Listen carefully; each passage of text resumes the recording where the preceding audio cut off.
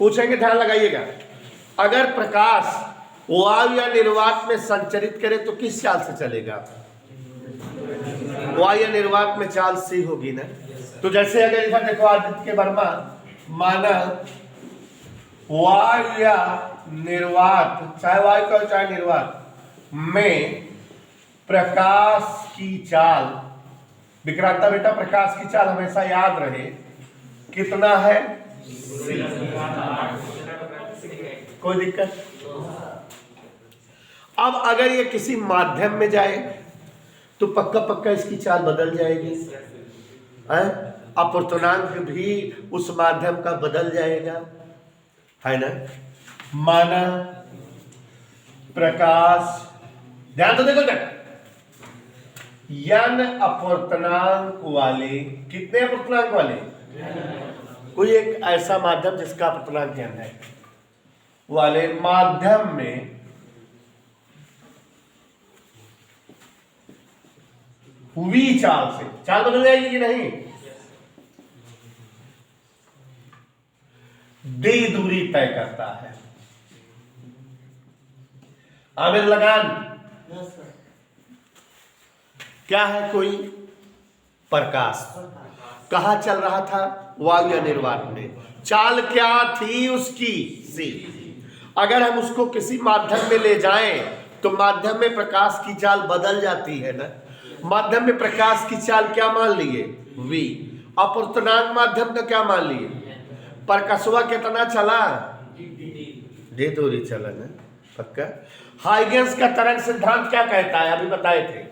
Huygens तरंग सिद्धांत से, इधर देखो जिससे कुछ बताना, हाइगेंस तरंग सिद्धांत से अभी भी बताए थे, एक माध्यम के सापेक्ष दूसरे माध्यम का अपूर्णांक बराबर वायु में प्रकाश की चाल बटे। मजा आई? यही तो बताए थे। से अगर हम v जानना चाहे तो यह नीचे भी ही है। कोई डाउट? प्रकाश कितना दूरी तय करेगा? इतनी दूरी तय करे में समय लाग हुए ना। प्रकाशवा माध्यम d दूरी चला गया, समय लाग हो कि ना। इसलिए d दूरी तय करने में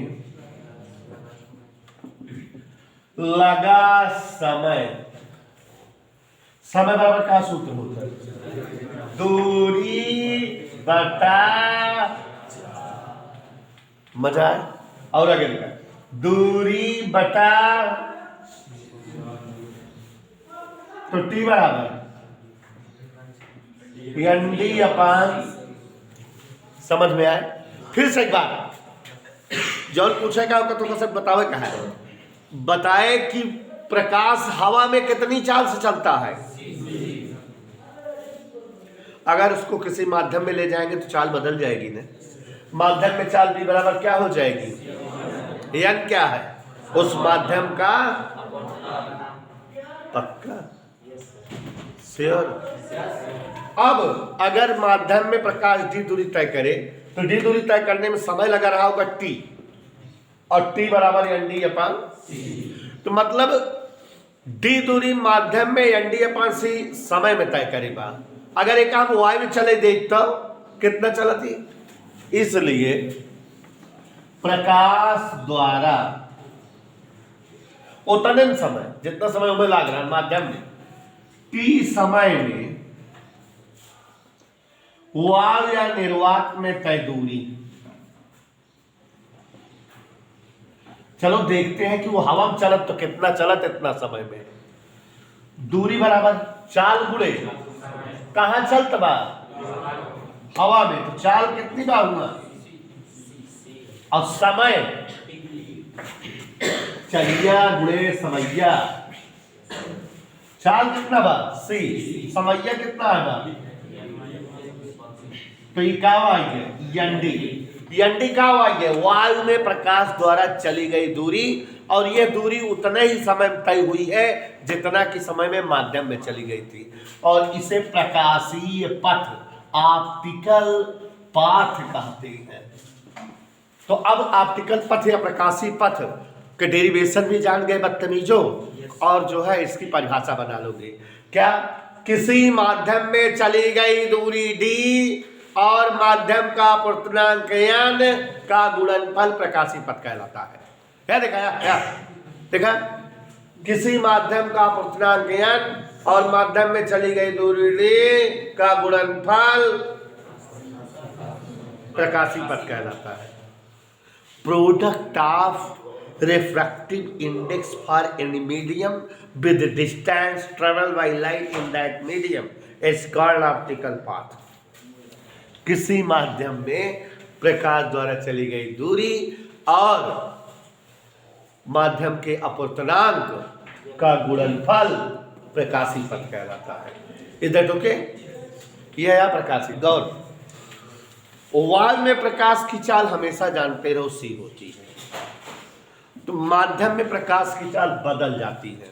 और आज से आप सूत्र याद रखोगे कि किसी माध्यम में प्रकाश की चाल b बराबर c/n हो जाती है। याद रहेगा, माध्यम में प्रकाश की चाल क्या हो जाती है?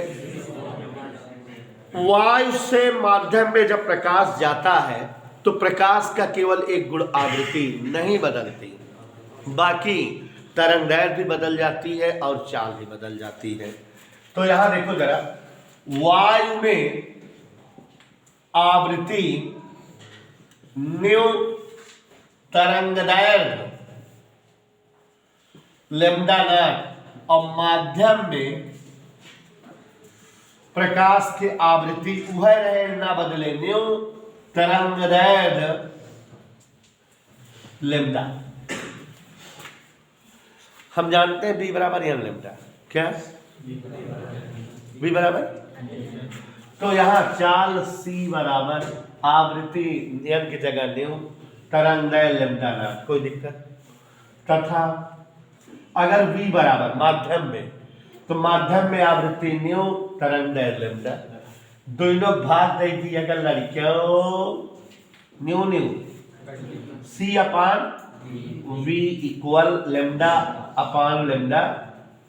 अब आगे देखो c/v, c/v का होता है n, लैम्डी ही आ गया n ही। तो दो चीज पता लग गए। का बतावा? एक तो पता लग गया माध्यम बदले पे प्रकाश की चाल हमेशा जान लिया, वायु वाली चाल का भाग दे दिन जाता है n से। और दूसरा ही सूत्र आ गया, माध्यम बदले तरंगदैर्घ्य देख लिया, वायु वाली तरंगदैर्घ्य का n से भाग दे दिन जाता। तो शॉर्टकट में दिमाग में फीड कर लिया कि जब जौन है प्रकाश कोनो माध्यम में जात है तो हुआ जौन है चाल, प्रकाश के चाल बटा अपूर्णांक हो जाता है, माने c/n, और तरंगदैर्घ्य लैम्डा नॉट बटा n हो जाता है। इधर के लिए नई तरंगदैर्घ्य दिए, नई चाल ये माध्यम बदलने पर। इन्हीं दोनों सूत्रों पर हमारा जो है चैप्टर है।